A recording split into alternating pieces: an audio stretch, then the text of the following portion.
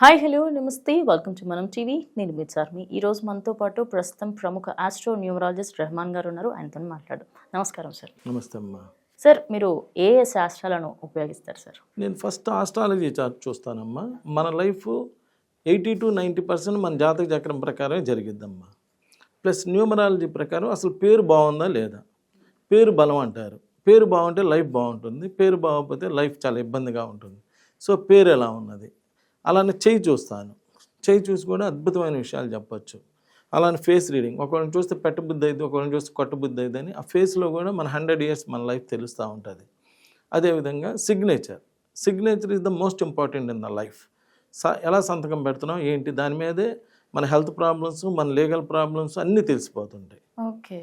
తర్వాత marriage date is the most important in the life. First date of birth అయితే దాని ప్రకారం మన లైఫ్ జరిగేది అయితే, second date of birth is the marriage date. పెళ్ళికి ముందు ఎవడైనా ఎట్లయినా బతికిపోతాడు. ఆ పెళ్లి దగ్గర నుంచి అసలు ప్రాబ్లమ్స్ అనేవి ఉంటాయి. అంటే మ్యారేజ్ డేట్ బాగాలేకపోతే ఇలా ప్రాబ్లమ్స్ వస్తాయి. మ్యారేజ్ డేట్ కూడా బాగుంటే లైఫ్ బాగుంటుంది. సో మ్యారేజ్ డేట్ ఎలా ఉంది, ఇలా ఆస్ట్రాలజీ, న్యూమరాలజీ, పామిస్ట్రీ, గ్రాఫాలజీ ఎలా రాస్తున్నారు, ఈ రాసే విధానాన్ని బట్టి కూడా వాళ్ళ యొక్క మైండ్ సెట్ అనేది తెలిసిపోతుంటుంది. అలానే face reading, signature analysis, marriage dates, ఇలా ఇన్ని శాస్త్రాలు చూస్తాను. నేను చూసి ఒక అద్భుతమైనటువంటి రిజల్ట్స్ ఇవ్వటం జరుగుతుంది.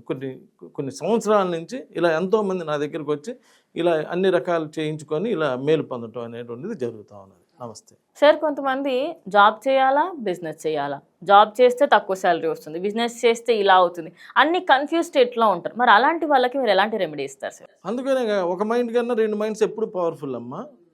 అలా కన్ఫ్యూజన్లో ఉంటున్నారు కాబట్టి మీ జాతక చక్రంలో బుధాదిక్య యోగం అని సన్ను మెర్కురీ కలిసి ఉంటే, సూర్యుడు బుధుడు, సూర్యుడు అంటేనేమో వృత్తికారకుడు, బుధుడు అంటే మంచి తెలివితేటలు, వ్యాపార దక్షత, ఉన్నత ఉద్యోగం.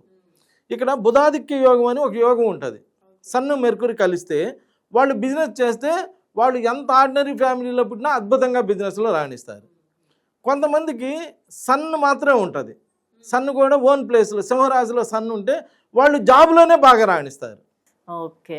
ఇవన్నీ మనంగా తయారు చేసి మన పూర్వీకులు తయారు చేసి, నువ్వు ఏం తినాలి ఏం తినకూడదు కూడా మన పూర్వీకులు చెప్పినవి నువ్వు ఫాలో అవుతున్నారు. మనమేం కొత్తగా తయారు చేయాలి.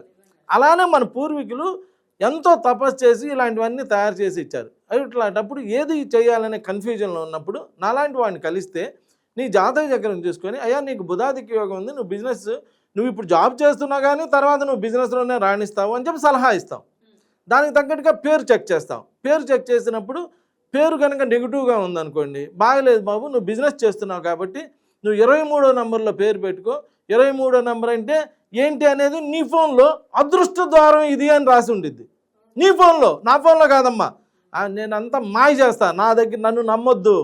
నీ ఫోన్లో అదృష్ట ద్వారం ఇది అని రాసి ఉంటుంది. వెంటనే నా ఫోన్లో ఏంది ఇట్లా వచ్చింది ఏందని మీ ఫ్రెండ్స్కి ఫోన్ చేయి, అమెరికా, రష్యా, ప్రపంచవ్యాప్తంగా చేయి. అందరూ అట్లా అవునరా అదృష్ట ద్వారం ఇది అని చెప్పి ఉన్నది అని చెప్పి చెప్తారు. ఓహో అదృష్ట ద్వారం పెట్టాడు, సో అదృష్టం కలిసి వచ్చి నేను అదృష్టంగా డెవలప్ అవుతానని చెప్పి ఆలోచించుకొని చేసుకోండి. అంతేగాని మొండిగా ఆలోచించవద్దు. మొండిగా ఆలోచిస్తే ఒక్క పని అవుదమ్మా. అందువలన పాజిటివ్గా ఉండండి, పాజిటివ్ రిజల్ట్స్ సంపాదించుకోండి. పెట్టే పేరులోని అసలు ప్రొడక్షన్, నువ్వు ఏ వస్తువు కొన్నా కానీ దాని యొక్క ప్రొడక్షన్ చదువుతావు. నీ ఫోన్ విషయంలో కూడా ఫోన్ కొనేటప్పుడు మీ ఫ్రెండ్స్ చెబుతారు, ఫలానా ఇన్ని పిక్సెల్స్ ఫోన్ ఉంది బాగుందని. అన్నా నువ్వు వెళ్ళి మాన్యువల్ చదవందే కొనవు. నీ జీవితం మాత్రం మాన్యువల్ చదవు, ఏదో పేర్లే కానీలే పోతే పోయింది. జీవితం మాత్రం అట్టపోయిన వాళ్ళు, ఫోన్ మాత్రం మంచి ప్రొటెక్షన్ తోటి బాగుండాలి. నమస్కారం.